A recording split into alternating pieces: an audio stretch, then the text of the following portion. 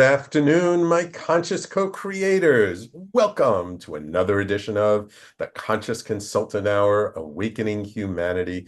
I am very, very pleased that you are all here with me today.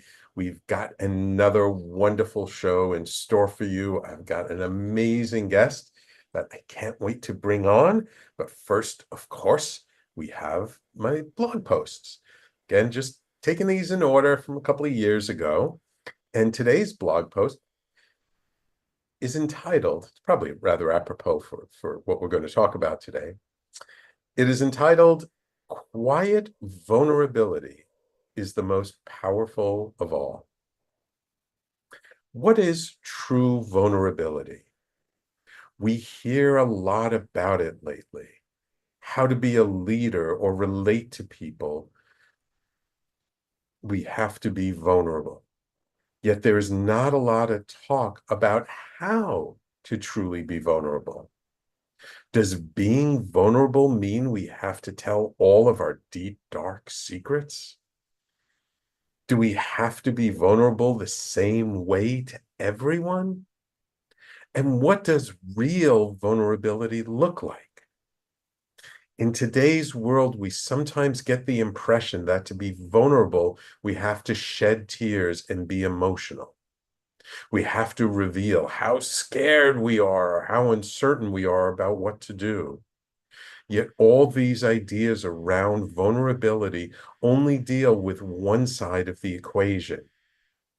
It makes vulnerability all about us. What about the other person or people? How are we showing up in a way that allows them to be vulnerable? For real vulnerability to exist, there needs to be a certain environment, one of safety first and foremost. Yet there also needs to be space for someone else to be vulnerable. Instead of the space being completely filled with us sharing our pain and sorrow, there needs to be room for others to share as well. Vulnerability does not have to be loud or overly expressive. It can be quiet and patient. It can be open and waiting. When we are truly present to what is in the air in the moment, we can be open to allowing the other person to express their vulnerability. It is not just about us. For being truly present with others is actually the most vulnerable place we can be, because it opens us up to feeling their pain and suffering. It allows us to empathize with them on a whole new level. And from that deep, present, vulnerable place, we share something that is not just about our pain, but supports the other person in their process. Vulnerability takes empathy on all sides. It also requires the safety that everyone feels heard and listened to, which takes much more presence than we realize. That is why quiet vulnerability is the most powerful of all. So what do you need to do to cultivate quiet vulnerability in your own life? So this blog post I wrote after someone actually made an observation about me, and that, we were talking about being vulnerable and vulnerability, and they made the observation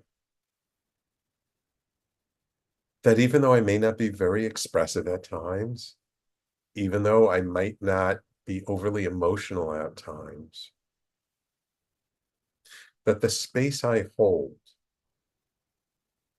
to be open to hear what the other person wants to express is a form of vulnerability.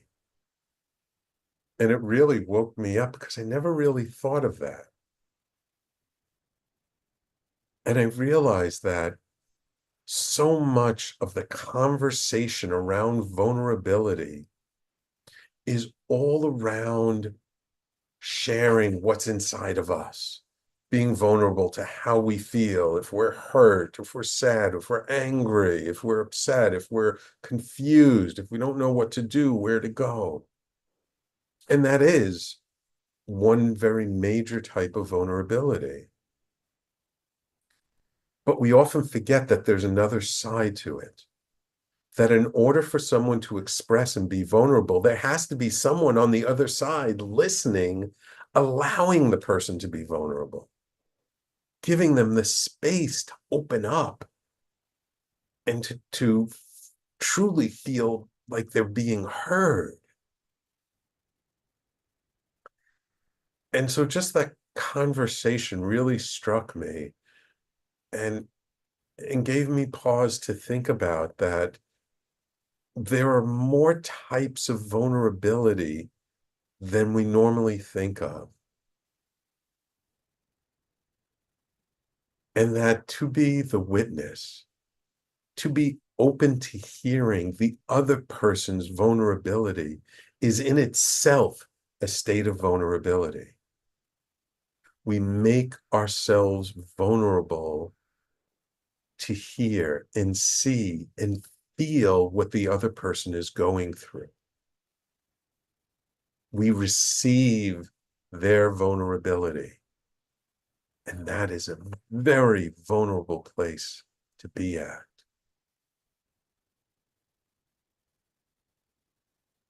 So, so yeah, after this was kind of brought up to me, and I really forgot about this. I forgot that I wrote this blog post. It's been a while. But when that was brought up to me, I realized, that's really very true. And that we can all learn something from witnessing the person who is being the witness to someone else's vulnerability.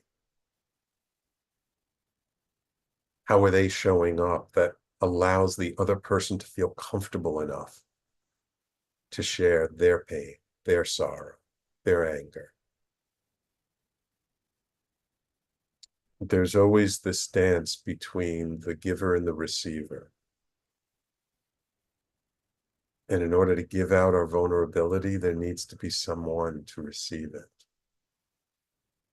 So maybe you're like me, and maybe you think, oh, I'm not that vulnerable. I don't express my emotions that much. I don't share as much, but everyone shares with me. Well, if you're that kind of person where your friends are the ones who always confide in you when they're having a hard time, when they're going through deep challenges, got news for you. Your being there to listen to them is your act of vulnerability. So why don't we celebrate that this week? So I'd love to hear from you, my loyal listeners. Are you the one who receives the vulnerability or gives the vulnerability? Let me know. I would love to hear it in the comments. And let's just for the next week, let's just pay attention to how are we showing up in the moment? Because we can show up on both sides. We can both be the person being vulnerable and we can be the person receiving it. Let me know what it is for you. All right. So that's my blog post. The title is Quiet Vulnerability is the Most Powerful of All. And of course, you can always find my blog posts on talkradio.nyc/blog and on my personal website, theconsciousconsultant.com. If you like my blog post, you might like my book that came out in 2020 called Everyday Awakening. You Are More Powerful Than You Know, available at all the major booksellers.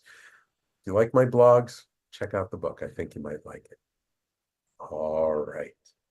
So, it is now my pleasure to welcome to the show clinical hypnotherapist, rapid transformational therapist, empowerment coach, and Reiki master, Christina Woods. Christina leads women to realize their worth, shed old programs, and align with their authentic selves. Combining her 3 decades of corporate leadership, Christina has turned her personal triumph over adversity into a beacon of hope for hundreds of women worldwide. As the CEO and founder of Wise Woods Hypnotherapy, Inc., Christina leads with the heart and has channeled her formidable experience into overcoming complex challenges and fostering the potential within others. Her combined expertise in hypnotherapy, coaching, and energy healing inspired her to create her signature approach, the Wise Woods Method, which guides clients all over the world on a truly profound journey of self-discovery and change. Christina helps women shatter self-sabotaging patterns and overcome burnout. She empowers them to find the strength and wisdom within, establishing healthy boundaries and create lives filled with purpose and fulfillment. Alongside her deep mindset and healing work, Christina also works with a nonprofit organization, Lotus Rising International, whose mission is to provide holistic wellness recovery programs for survivors of human trafficking. So you know this woman has a heart of gold. Welcome to the Conscious Consultant Hour, Christina. Oh, thank you for having me, Sam. It's great to be here. Oh, it's such a pleasure. It's such a pleasure. Um, so I'm curious just to give our audience a little background. I mean, if you spent over 3 decades in corporate America, how did you go from being in corporate America to like being an energy healer and a Reiki master and all that good stuff? Yeah, that's a good question. And one sometimes I think, wow, this is like a different life. Yeah. Like many people, I had my own transformation to go through. So I'll back up a little bit. So I was raised by a single mom. I was the oldest of four, and I had just a lot of responsibility growing up. And I grew up really believing that the good girl was the way to really navigate life. And I did have some trauma in my life. And just what came out of that was, gosh, if you get good grades and you do the right thing and you help and stay very quiet and just do what you're supposed to do and check all these boxes, then life is going to be really good. So that's what I did. I did the corporate world. I climbed the ladder. I became super mom. I got married. I was married 25 years and two beautiful kids, and was really hustling, very in my masculine energy, did it very well. And then it all just came crashing down. I was very intuitive as a child. I even remember now astral traveling into my neighbors' backyards and seeing things and just really shut a lot of those things down. And I had a moment, I was approaching 50, and my marriage at that time was falling apart. I was feeling like, gosh, why is there so much money in the bank account? I have all the things that you're supposed to be happy, that are to make you happy. My health is not in a good place right now. Everything came crashing down. And frankly, I had a moment pulling weeds in my backyard. I was in my pajamas pulling weeds. There's, dog poop the kids didn't pick up. It was not a glamorous moment. And I heard a voice over here. I mean, it wasn't just an intuition. I actually heard a voice. I believe it was a higher power and a guide. And it basically said, when are you going to stop trying to make everyone else happy and really just listen to what you need and make yourself happy? And it was an undeniable voice that it really stopped me in my tracks. I was already going through things. I already realized I needed to make some big shifts. But I mean, this was a stop and say, okay, what was that? And I really need to make some shifts. So at that point, there was a big layoff in corporate, and I looked at it as a blessing. I had done enough healing work to know things happen for me and not to me. It was still very difficult because that was my entire identity. I was very good at it. And when you have your identity wrapped up in outside out validation, boy, you don't even know who you are. So I took a moment and some time. I went through a divorce. It was very, very obviously traumatic. And My kids started going off to college. And then here I am with the dog saying, okay, now what am I going to do? And I really felt like through that moment, I did a lot of healing and realized, I have an inner voice that I've been quieting. And through that, I found my authentic voice, my power. I shed so much trauma. And I realized, wow, a lot of these limiting beliefs that I had about myself, they're not even true. And as I started to shed those things and really empower myself and get more into energy healing, I realized there's so many people walking around that also have limiting beliefs that are there to protect them. And let's honor and have compassion for them. But boy, wouldn't it be great if they realized those weren't the truth? They don't need those things. And there's some really beautiful ways. And when I came across hypnotherapy, it was actually just listening to a meditation on Mind Valley, and it helped me tremendously with my own health issues. And I thought, what is this? I never anticipated doing it. But when it really changed my life, I wrote in a journal, this is going to change my life. I'm going to do this. And I think it was a few years later, I kind of weaned myself out of corporate and found myself in school during COVID after, on the weekends. And here I am, started doing Reiki, advanced theta healing, and really, this is can't imagine doing anything else now. I know that feeling. I know that feeling well. So just real quick before we go to break, when you're in corporate and you had that moment, like, how did you come across energy healing? Like, how did you find it, or how did it find you? I like to say. Yeah, it found me in college actually. And I'd always dabbled and been interested and would pull books off the bookshelf and say, what is this? And do energy healing and then put it away for a few years. And I was raised Catholic, so there was some conflict there. And it found me early on, about 17, 18. Yeah. Oh, okay. Okay. So this was something that was already in your consciousness, already around there. And it was just like, I think I need to dip back into that. Yes, yes, Yeah, yes. got it. Okay. We're going to take a quick break. And when we come back, um, let's talk about how that hypnotherapy like helped to really shift you, and how the energy healing like helped, and where did that lead to? Like what sort of shifts in your real day-to-day practical life? Because you're my favorite kind of guest, because you have a foot in both the very practical, real day-to-day corporate, Yeah, and you also have your foot in the spiritual world, like myself. And so I really want to kind of dive into how we maintain that balance, and like what are the real practical ways in which things like hypnotherapy, energy healing, and it practically, how did it really help you? Okay. sure. Sounds good. Awesome. All right, everyone, please stay tuned. You're listening to the Conscious Consultant Hour, Awakening Humanity. We do this every Thursday, 12 noon to 1 p.m. Eastern Time, right here on talkradio.nyc and all over social media. And if you're listening on the live streams, please post your comments, your questions. I promise we'll get to them throughout the show. And we'll be right back with our guest, Christina L. Woods, in just a moment. Are you a conscious co-creator? Are you on a quest to raise your vibration and your consciousness? I'm Sam Leibowitz, your conscious consultant, and on my show, The Conscious Consultant Hour, Awakening Humanity, we will touch upon all these topics and more. Listen live at our new time on Thursdays at 12 noon Eastern Time. That's The Conscious Consultant Hour, Awakening Humanity, Thursdays, 12 noon on talkradio.nyc.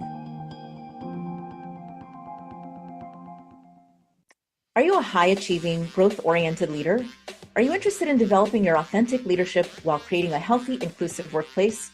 Hi, I'm Dr. Mira Brancu, host of The Hard Skills on talkradio.nyc at 5 p.m. Eastern on Tuesdays, where we discuss how leaders develop the hard skills needed to make a greater impact. We interview experts, have live coaching, and tackle these challenges. Listen to The Hard Skills on Tuesday at 5 p.m. Eastern on talkradio.nyc.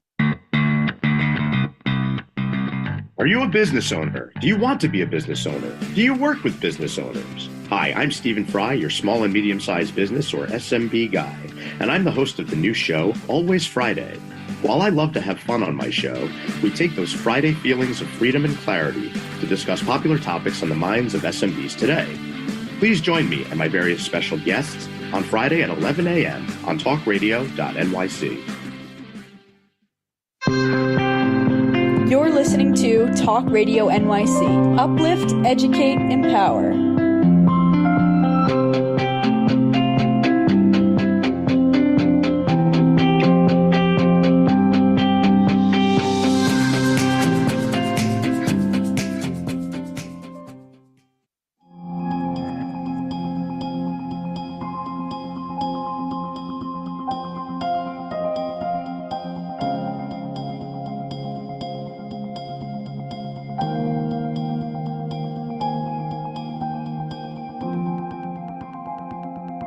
And welcome back to the Conscious Consultant Hour, Awakening Humanity. We're speaking with Christina Woods, rapid transformational therapist. All right. So you went through obviously some very challenging times. I mean, having a marriage of 25 years and then having it kind of crumble, that's not easy for anybody. You dipped your toe back in the water of energy healing. And you started to discover the hypnotherapy and these other things. What changes did you notice? Like, what practical sort of day-to-day changes did you notice as you started to discover hypnotherapy and started to use the energy medicine to really support you through this process? You know, the biggest changes, I think, first are seeing and understanding a different perspective of what were the limiting beliefs and accepting and realizing that they aren't the truth. And so for me, I had always, you can logically understand I'm a good person, I do good things, but I always had a voice inside that said I'm bad.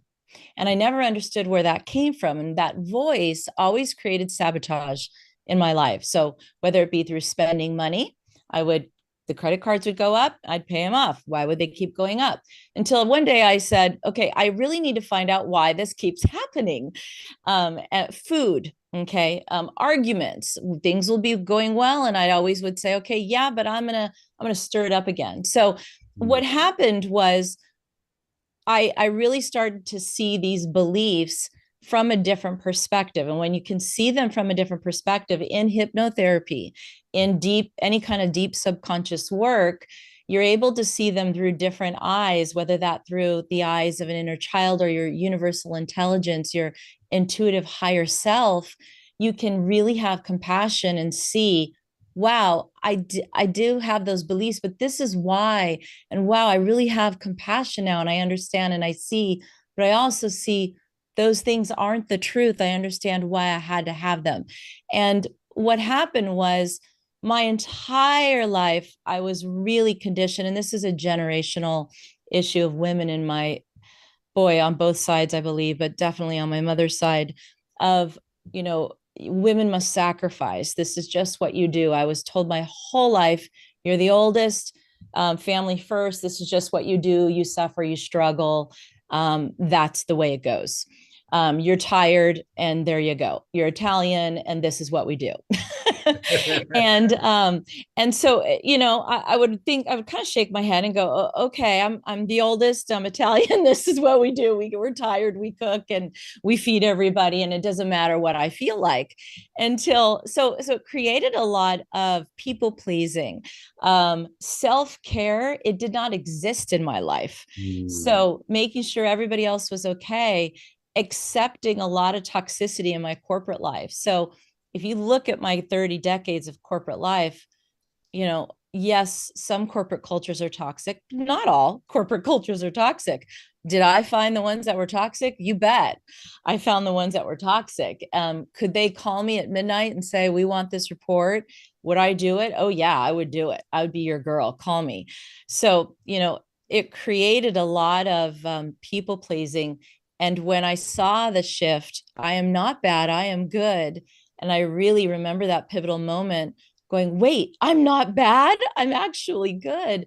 And the energy shift in that, I can take a bath when I'm tired. I can pause. I can have my morning routine where I know my nervous system has been through trauma. So I know I need every morning I go out and I meditate, and I believe, the tree gives me energy, and I call in the fairies and the angels, and I do what I need to do to ground. And so it created a lot of lack of balance, but the shift has created so much awareness now that I am worthy of balance. And the balance has created harmony in my family, my kids. I mean, everything, the energy has rippled out. But I, I created a chaotic life, create chaotic people, chaotic energy around me. And that's just one area. Right, right. I mean, it's so funny how we don't realize how we attract certain situations to us because of our energy. Oh And yeah. we wonder, like, why do I always end up dating the same person? Why do I always end up with a boss who's like this? Why do I always end up with that? And we always make it something external instead of looking at, well, what's our energy? What's our piece of the puzzle that's, like you said, creating it and attracting it and bringing it and allowing it into our lives. And when we finally learn to have boundaries, when we finally learn to take care of ourselves and say, you know what, this doesn't work for me anymore. Like there may be some little tests, like it still may come to us a little bit, but over time, we hold that energy, those things stop coming to us, don't they? Yeah, they really do. And even with my marriage, you look back and you can point fingers, and in any relationship, right? But I really look at so many things now as and I, talk about this with all clients, like, okay, I know this is challenging, but this is also a gift, and I see it as a gift. And that's, you know, when I say at 17, 18, and so on, energy has always been part of my life. I've always been interested in it. I might have put it down for a while, for whatever reason, but it's always been there. And now it's who I am and the work that I do. And part of the method that I teach is, in hypnotherapy, and what I learned, we don't really talk about a lot of energy work, but I can't see any separation. When I do hypnotherapy, this is to me a window into, it's your soul, your journey, past life regression. I mean, it's all one. I can't separate it if I wanted to. So including energy work and energy clearing and all of that, to me, was very obvious that this needed to be included. In fact, when I became a Reiki master and started doing that work, it was because when I started doing hypnotherapy, I actually started to become really sick every time I did a session. I started getting really nauseous, and I mean, to the point where I had to pause and run out and come back. And, I always knew I was empathic. And the first time you hear it, you think, oh, I guess I am that, the first time you have that awakening. But you really understand the power of energy when you're doing this work. And I remember thinking, wow, I just left my corporate life and now I'm doing this and now I'm getting sick. I can't, what am I going to do? And of course I realized, oh, wow, this is so powerful. I need to really understand how to work with this incredible energy. And that is why I originally did Reiki, was to help protect myself from the energy and to honor and respect the energy. And as soon as I learned that, of course, everything changed, and I can help myself protect my energy and others, and help move and honor the energy, and realize how powerful and what an honor it is to call in energy and help us move where it's blocked. And I don't run out getting sick anymore, so that's nice. That's good. Yeah, a lot of people who start to dip their toe into these waters, they don't realize that, yeah, everything's energy, but like if we have porous boundaries and we're picking up other people's energy, like that's going to have some real consequences. That's going to have some real effects on us. And learning how to have good energetic boundaries, the foundation of that is having good emotional boundaries, and that Yes. just to have good boundaries in our life in general. And that really helps us to understand, like, oh, like even asking the question, like, is this mine or is this someone Oh else's? yeah. When I I learned to love that. ask that question, it totally shifted things for me. It sure does. I love that you bring that up, because that's definitely something I talk a lot about with clients, but has been a dominant question I ask myself in my life. And I recently went to a big mastermind meeting, and I remember being in the hotel that night. I'm like, why am I freaking out about money right now? And I was so like, I shouldn't have come here. I spent too much on the airplane. I'm thinking, hold on. And I had a quiet moment. I'm like, this isn't even mine. This is everyone in the room and everything that's going on. And it quickly left me, and I was able to ground and clear. And, you pick up so much. I, So, I remember I was at one healing circle, and I was sitting at the table talking to some of the other people, and this guy walks by, and I start to get a stomach ache. mhm. What's going on? I didn't eat anything. And then he walks away, and it goes away. And then later that night he comes over, and I feel it again. Mhm. And I'm like looking at him, I go, stomach ache? And he goes, oh yeah, I've had a stomach ache all night long. I'm like, oh, that's what I've been feeling. I've been feeling your stomach ache. Yeah, And it yeah. was so physical. It was literally a physical reaction. Like that to me was like, ooh, okay. Yeah, yeah. Ask that question. Is this mine, or is this someone else's? And when you realize it's someone else, it's like, okay, I can give this back to you. I don't need to experience this right now. Thank you for the awareness, but you can have it back now. Yeah, and I think, the overarching theme of what I try to always think about, and I learned this in from Skylar Akamesis, my medical intuitive healer and teacher. She's amazing, but she keeps all this energy healing so simple, and she always says everything comes down to us moving back to wholeness and a connection to, we're either disconnected or connected to ourselves and God or not. And all, dis-ease is just when we're disconnected from self and disconnected from whatever our higher power is. And when I'm thinking about my own problems or what I feel is a problem, or I feel disconnected or discombobulated, or with a client and I feel I'm in my head, it's like, hold on, just, it's as simple as that. It's a disconnection from self, a disconnection from wholeness, because we are whole already. And where did we become disconnected? Right. And it's so easy to do that, our energy, but it's so also easy to be in our power and reconnect. Yeah, yeah. It's one thing that I remember Esther Hicks saying decades ago, that our natural state is feeling good and healthy and well, and that when we don't, it's an active process of resistance, Yeah. that we have Yeah. to resist it in some way, that for some reason there's something within us that's resisting feeling well, and that's when we feel unwell. Yeah. Anyway, we got to take a quick break. When we come back, I want to ask you a little bit about sort of your spiritual practice and how that evolved through all of this. And I do want to get back and ask you a question about that voice that you heard, because I've heard that too. Okay. Everyone, please stay tuned. You're listening to the Conscious Consultant Hour, Awakening Humanity. We're speaking this hour with a wonderful guest, Christina Woods, and we'll be right back in just a moment.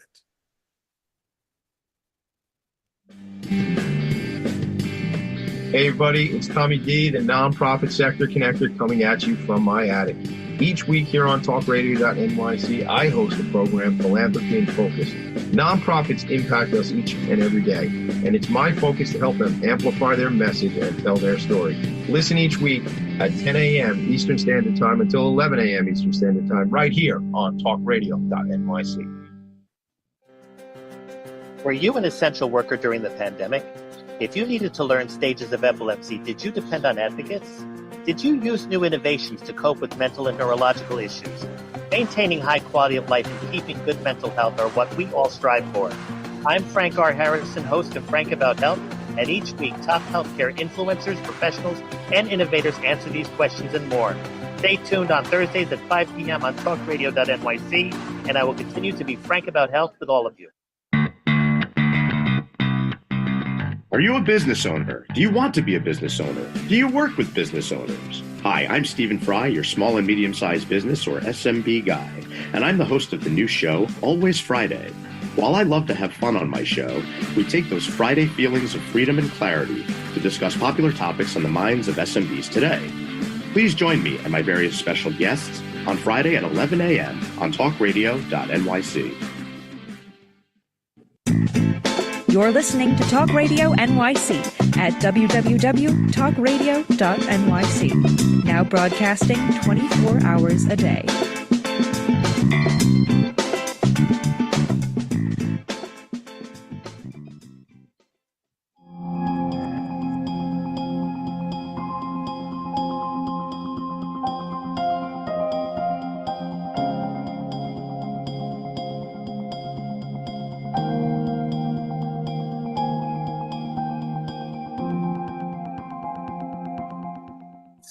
So Christina, you mentioned before, pulling out weeds in the backyard and cleaning up the back, and then you heard that voice that like was outside of you, wasn't your own voice.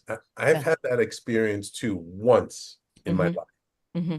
I haven't had it since. So I'm just Mm-hmm. curious, have you been able to hear that voice again? Have you been able to cultivate it, or is that just sort of like a one-time thing that nudged your life in a certain direction? The voice, I've had it twice.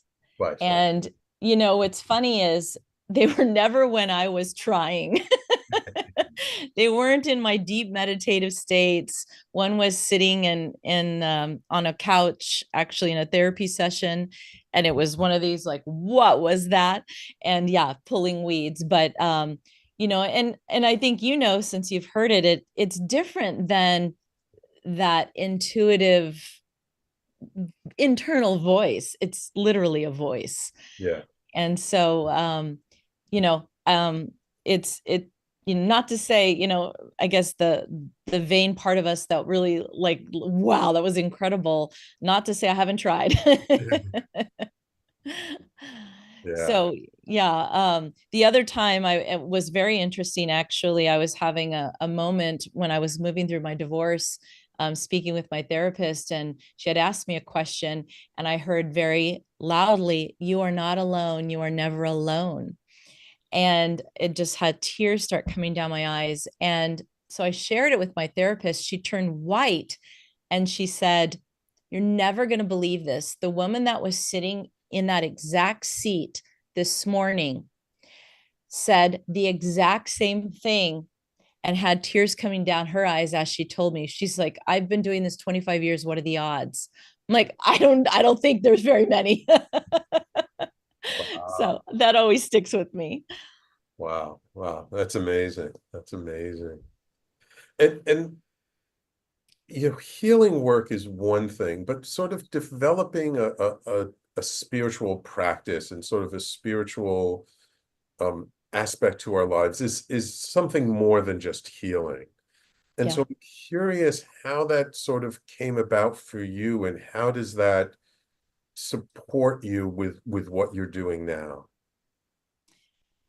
It's when we're going through a hard time, I think sometimes it's harder to have a routine. It's like anything, but I think once I respect the being an energy being as well as a physical being and a spiritual being, is when it became a non-negotiable for me to spend time to ground. And speaking to anyone that has had trauma or anything in their life, in my body, it's important for me to ground and connect. So I every day honor that, and just and take the time and know that I feel calm and grounded and centered and authentically me when I take time to ground in my energy. So yeah, every morning, and if I need to throughout the day, I'm very I journal often. I chant. Chanting is using my voice. Chanting, drumming is big in my life right now. I have to shut the blinds because sometimes I wonder if the neighbors think I'm crazy, but I'll go out like, what is she doing? I live in Huntington Beach and there's probably not a lot of chanting, drumming going on in the suburbs, but at my house there is. So, but that feels really good to me and makes me feel good. So, but meditating, chanting, praying, journaling. I wake up, I do that. But if I feel off, I do it before every session, after every session, clearing my energy, before big crowds, after crowds. It's just sort of who I am now. But, if I get off, sometimes. And, if I notice, boy, you haven't done that for a couple of days, I'll feel it. I'll feel scattered and rushed, maybe snappy. My energy, I can feel it, feels frazzled. So that's important to me, to take the time to clear it. Taking a bath, using water to neutralize my energy. You've mentioned several times about being grounded. And it's so interesting because I often say to people the old phrase that the branches of a tree can only grow as high as the roots grow deep. So that meaning that we can only advance in our spiritual practice or life as much as we're really grounded and present in the day-to-day, in the here and now. Yeah.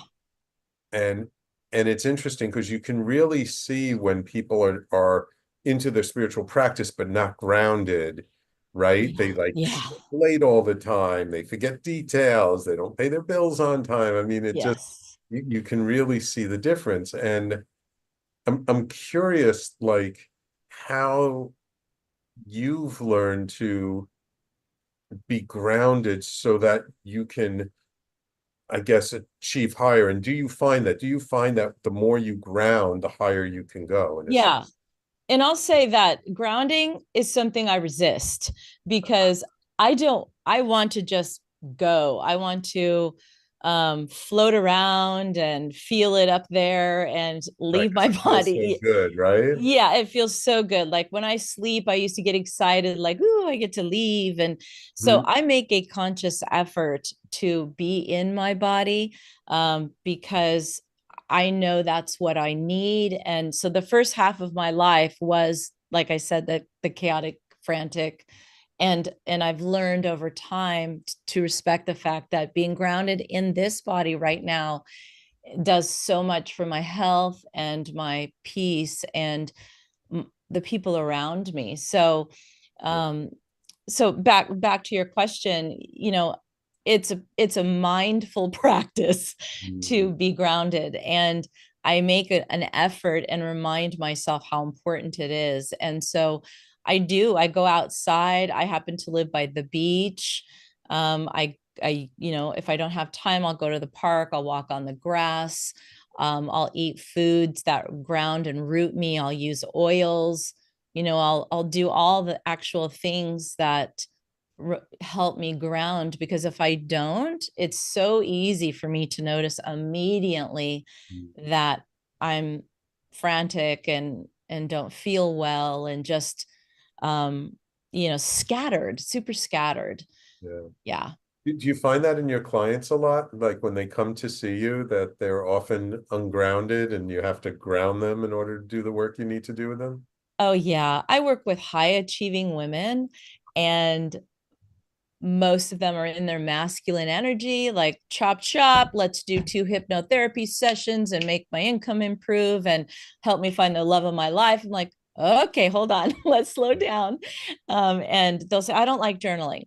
I don't like meditating. I only want to do it for 10 minutes. It's like, hold on. So yes. And I know there's a reason, because I have compassion and understanding for that. And I get that. So, but yeah, and even my very spiritual clients just kind of want to float around and not ground and be in their body. And it can be very uncomfortable for some of us to just be present in our body. Absolutely. Absolutely. And especially with the world the way it is today, there's so much to make us that can cause us to feel uncomfortable, that being present sometimes is not so pleasant. Yeah. It's time for us to take our last break. When we come back, I do want to talk about Lotus Rising International and the work you do with them, Yes. because I feel it's such an important topic and one that deserves at least some time.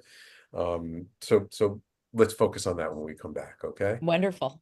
Awesome. So everyone, please stay tuned. You're listening to the Conscious Consultant Hour, Awakening Humanity. Our guest this hour has been Christina Woods, amazing hypnotherapist, and we will be right back to finish it all up and talk about Lotus Rising International in just a moment. Are you a high-achieving, growth-oriented leader? Are you interested in developing your authentic leadership while creating a healthy, inclusive workplace? Hi, I'm Dr. Mira Broncu, host of The Hard Skills on talkradio.nyc at 5 p.m. Eastern on Tuesdays, where we discuss how leaders develop the hard skills needed to make a greater impact. We interview experts, have live coaching, and tackle these challenges. Listen to The Hard Skills on Tuesday at 5 p.m. Eastern on talkradio.nyc. Hey everybody, it's Tommy D, the nonprofit sector connector, coming at you from my attic. Each week here on talkradio.nyc, I host a program, Philanthropy in Focus. Nonprofits impact us each and every day, and it's my focus to help them amplify their message and tell their story. Listen each week at 10 a.m. Eastern Standard Time until 11 a.m. Eastern Standard Time, right here on talkradio.nyc. Are you a conscious co-creator? Are you on a quest to raise your vibration and your consciousness? I'm Sam Leibowitz, your conscious consultant, and on my show, The Conscious Consultant Hour, Awakening Humanity, we will touch upon all these topics and more. Listen live at our new time on Thursdays at 12 noon Eastern Time. That's The Conscious Consultant Hour, Awakening Humanity, Thursdays 12 noon on talkradio.nyc.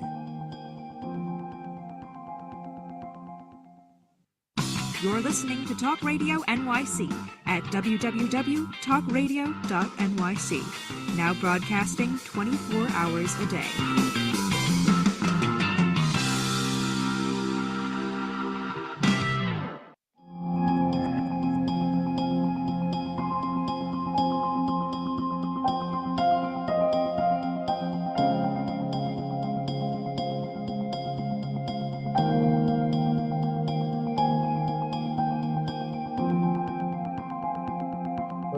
So Christina, how did you get involved with Lotus Rising International, and what do you do with them?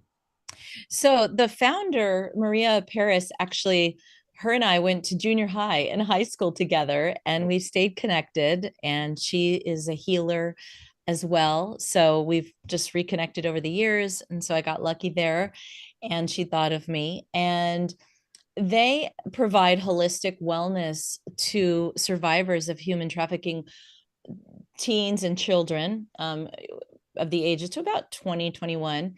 And when they're first rescued, before they actually are taken into facilities and homes, they're provided with backpacks that have oils, essential oils, and aromatherapy, and things with texture, and just different holistic techniques that they're not provided with, just to help calm their nervous system, and all sorts of different methods. And recently this year, we put together a self-care summit. The tickets were very inexpensive, and incredible instructors. It's a virtual self-care summit. And all the proceeds go to the nonprofit Lotus Rising, and everything from energy healing to yoga to breath work. Just I do a whole hypnotherapy course on self-care, and a hypnotherapy audio is provided. I mean, I could go on and on. I think there's now maybe 40, 50 courses in that summit available, all about self-care. Wonderful, wonderful. Yeah, human trafficking is such a big issue these days, and a lot of people don't realize that it happens in very subtle ways right here in our own backyard. It really does. It really does. And and she's constantly creating.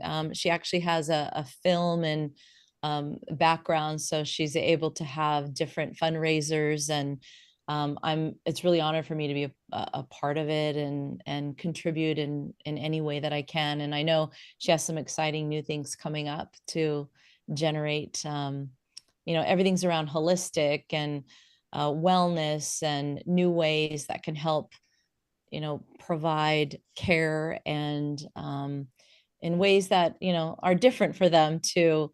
Because when they're brought in and they're brought into a police station or a facility and it's cold and it's, their bodies are in shock and they're in shock. It's so nice to be able to provide these, Wonderful. these services. Yeah.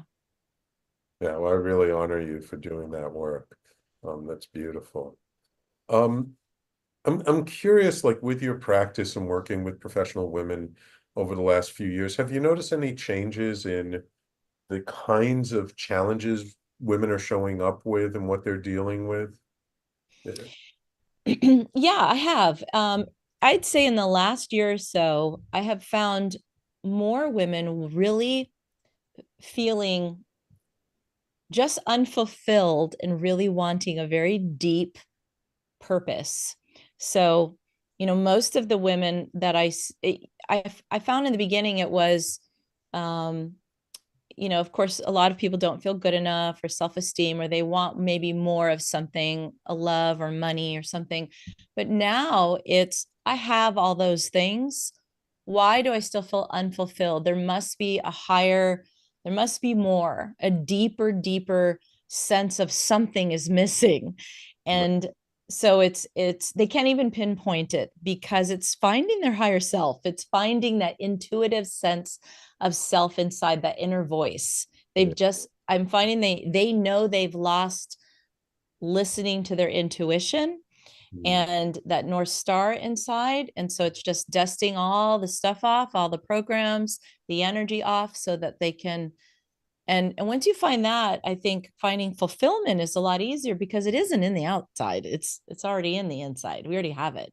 Right. Exactly. It's that sense of connected to a higher purpose, of knowing, Yeah. What are you here to really do on this planet? That, we're much more powerful, and we're not meant to just come here and make money and retire and, sit around a pool and play shuffleboard. There's more to life, and there's so much more to create, to do, to have in the process. Yeah. And so whether you have a career or you don't, for the women I work with, sometimes have had their career, now they're raising their children and they're not going to go back in the workforce. But so regardless, they want to do more. Maybe now they're doing nonprofit work. Regardless, they already know it's not going to be out there. There's something deep inside, because they'll often even apologize. The first thing they often do when they call me is say, I don't know why I'm calling you. I have everything, but something's missing. And I feel guilty about that. I have wonderful this and that, but I'm not happy inside. And I'm embarrassed to say that because it's a deep yearning inside to just connect with themselves. So I'm curious, with all you've been through, with all you've done, and with the way you've evolved over the years, what challenges do you still face? Like what still gives you pause and makes you be like, oh, this still isn't easy. I think for me, it's still a sense of safety, and that's still a deep rooted, and that's why grounding is a constant for me. So I think that is a generational lifetime issue. And it's funny, right? My voice, even my throat chakra there. But yeah, safety is still one that will come up for me. And I'll see it in my work, I'll see it in my personal relationships. I'll see it reflected back, and wow, I still don't feel safe in that part of my life. That's interesting. So working on one of the affirmations I say every morning is, I am safe in my body, in my mind, in my soul, in my life, every morning when I wake up. Nice. Yeah, safety is a big one. If there was a message, something you wanted to get out to the professional women listening to this program, or just the women in general listening, what would you want them to know? What would you want them to take away from this interview? Your power is within you. Signing up for another course, another something out there, I get it. I've done all those things as well, and we get great value from those things, but we have the power to heal within us. And you might need to be guided to do that and have some tips to do that. But getting quiet is one of the biggest tips, because and you don't need any money to do that. So getting quiet and keeping things simple, we have the power to heal ourselves. We have the wisdom, and it's really just about remembering how to do that. And there's just so much wisdom already all around us, and the power is within us already to heal ourselves and reconnect ourselves with our authentic selves, and who we are and why we're here. Yeah. I believe it's a Buddhist precept that everything we need is within us. Yes. Yeah, absolutely. Beautiful, beautiful. Well, Christina, thank you so much for taking the time out of your busy schedule to come on the show today. It was a pleasure to have you. If people want to learn more about your work, get in touch with you, where would they find you online? How would they reach out to you? So my website is ChristinaLWoods.com, and that's with a CH, Christina L. Woods. Wonderful, wonderful. Well, thank you, Christina. It's a pleasure to have you. I appreciate you and the beautiful work that you're doing, and I wish you all the success. And I'm really grateful for organizations like Lotus Rising International and the work that they do. So thank you for being involved with that. Thank you for having me, Sam. I appreciate it. So welcome. And of course, thank you, my loyal listeners, for tuning in each week. Without you, there is no show. I'm so grateful for all of you. And don't forget, if you did miss any part of today's show, if you want to catch the replay, you can always find the replay on talkradio.nyc and on all the major podcasting platforms, Apple, Google, Spotify, Pandora, iHeartRadio, wherever you listen to podcasts, you can find The Conscious Consultant Hour, and of course, all over social media. Thank you all for tuning in today. Take care. We will talk to you all next week.